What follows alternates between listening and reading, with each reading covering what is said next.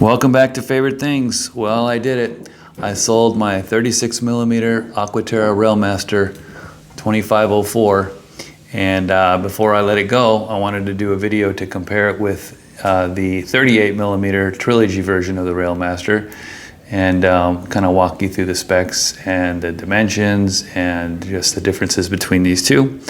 A quick wristwatch check. I'm wearing a 36 millimeter Hamilton khaki. This is the 9721B, which I plan to review in the future. Anyway, let's get into this. So we've got 36 millimeter versus 38. This 36 millimeter Railmaster is basically a special version of the Aquaterra 2504. This particular one was released in 2007, and it is powered by the 2403 movement, which is a ETA-based coaxial movement. It is, because of that, it's very thin.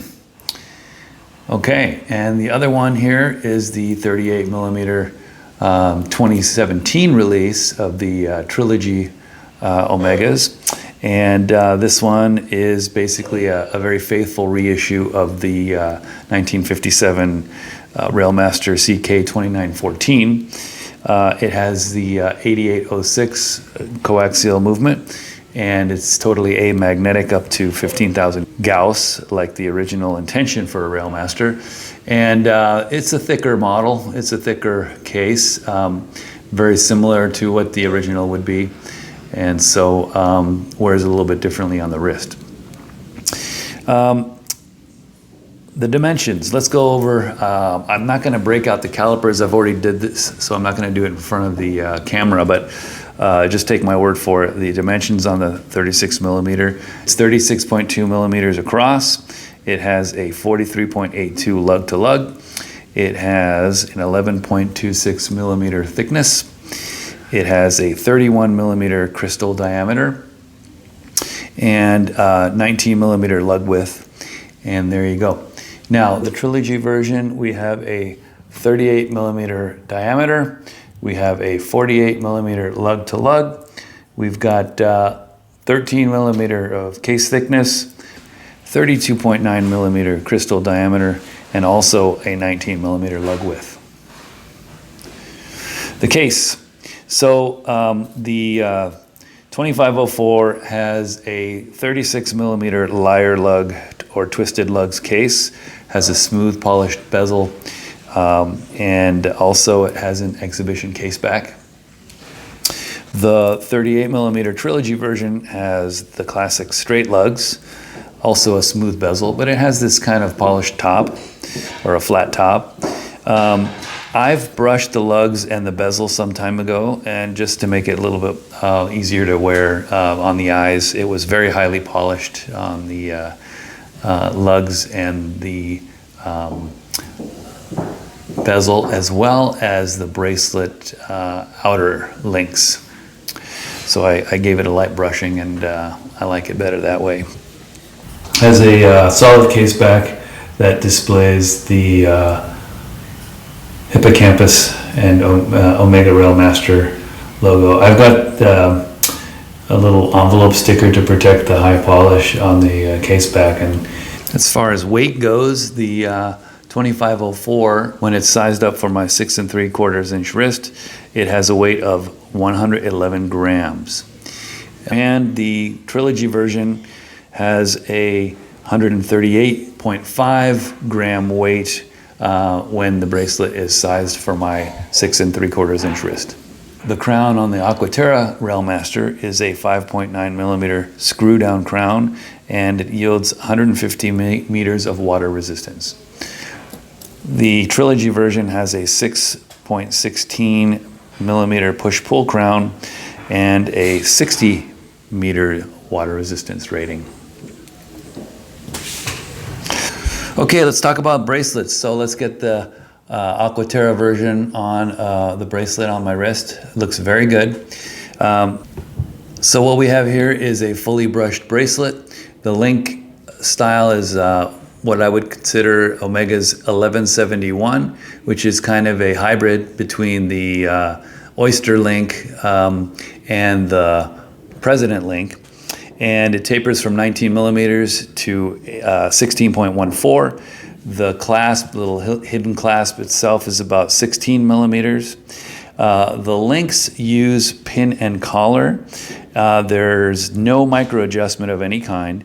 You have to use this half link right here, oftentimes, to get the circumference of the bracelet just right.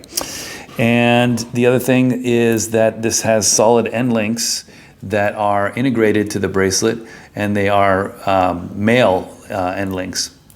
So it does increase the on the wrist lug to lug a little bit. It is 47.9, which is almost the same lug width of the Trilogy version. And the clasp uses this kind of sliding closure with a single button, which takes a little getting used to, and occasionally will spring open accidentally if you don't have it completely closed. So a little finicky, but it's nice and flat, and so there it is. And to be honest, this clasp was kind of my biggest gripe with this particular model. The Trilogy Railmaster has a well, it's brushed now, but originally it is a brushed center link with polished side link bracelet to match the high polish on the lugs that were there originally. This bracelet tapers very little, from 19 millimeters to only 18.14, and then it jumps back up to a whopping 21 millimeters at the clasp. And you've got this double push button deployant, which is really solid and comfortable. And then on the inside, you do have, you can see the word push there. There's a 3-position sliding clasp mechanism that has 2 clicks, but it gives you 3 positions. And it's a total of about just over 2 millimeters, which is pretty good. And it is adjustable on the fly. You just kind of have to do that, or like that, and you're good. The links use not quite Rolex style screw pins, but they're basically little screw covers, and then there's a basically an axle pin in the center of the link that rotates. So that works pretty well. And then the Trilogy version, you'll notice, has also solid end links, but they are not integrated to the bracelet, and they are also female. So what's nice about that is it has a much more compact, effective on the wrist lug to lug. It only adds 0.4 millimeters to the overall lug to lug, and so you end up with 48.4 instead of 47.9 on this one. You can see. I'll compare side to side.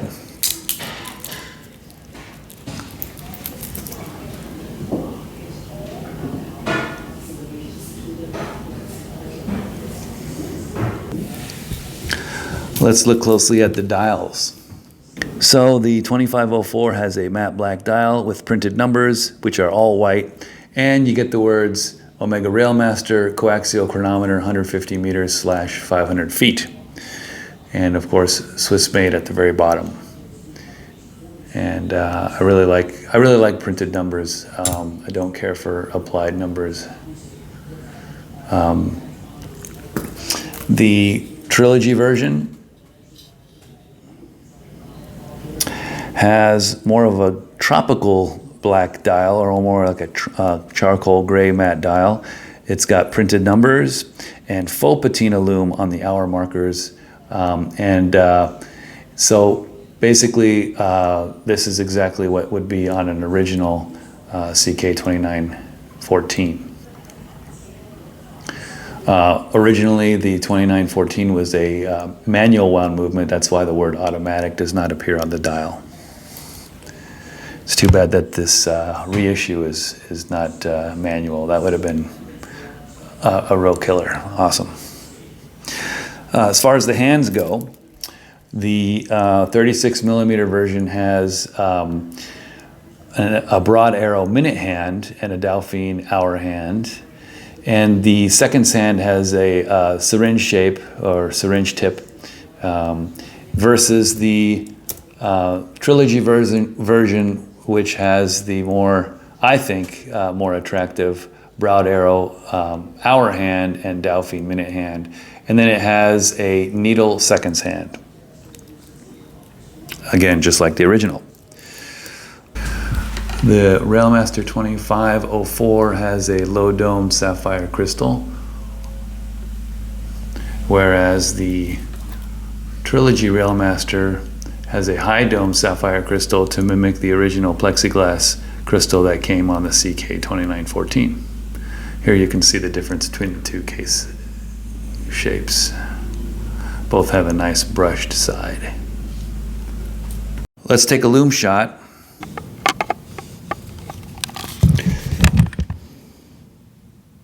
Okay, so you will notice that the 2504 has a fully lume dial. In other words, the 4 Arabic numbers, the hour markers, both hands, as well as the seconds hand. So all 3 hands are lumed. Versus the Trilogy version, which has lume only on the minute and hour hand and only on the hour markers, not the actual Arabic numbers. And in general, I would say that the lume on the 2504 is a little bit brighter, and that just comes from the fact that it's a uncolored white lume versus the kind of the ochre-colored faux lume on the Trilogy version, which is not as bright, although it's not too bad. It's holding up pretty well. And again, this would be kind of reminiscent of the exact configuration of the original radium dial that would have come on the CK2914. Okay, why don't we show you the packaging here. So here is the Aquaterra version, the 2504. You've got this medium-sized box. And then you've got the inner box with the classic red Omega color. There's the watch. There's the box. Then you've got operating instructions. You've got your swatch group customer service card, and then you've got your cards like that. I'm missing one of the cards, the pictogram. And then you've got your Trilogy version, which of course comes with a much bigger box to accommodate some extra goodies that come with the Trilogy models. You've got this very nice oversized presentation case, red leather, and very nice vintage style kind of corduroy felt with your watch on this watch holder. You've got the standard instruction manual. Of course, you've got the credit cards, and then this is a Railmaster specific booklet on the Railmaster's history, anti-magnetism, and the functions and specifications. And then here's the limited number, 79 out of 3,557, which is also reflected on this little insert sheet that came with it. And then you've got this nice carrying pouch that comes with the Trilogy models. So leather case there. You've got a central pocket for carrying the watch. You've got a very high quality Omega spring bar tool, which comes with a compartment for extra spring bars. I'm down to my last spare. And then you've got 2 pockets here, one for a NATO strap and one for a black leather strap. The different Trilogy models, Seamaster, Speedmaster, and Railmaster, all came with different colored straps, which is kind of nice. So there's that. I also have the bubble pack that the watch came to the boutique in. So in the end, they're both great watches. They're just a little bit different, kind of depends on what you're looking for.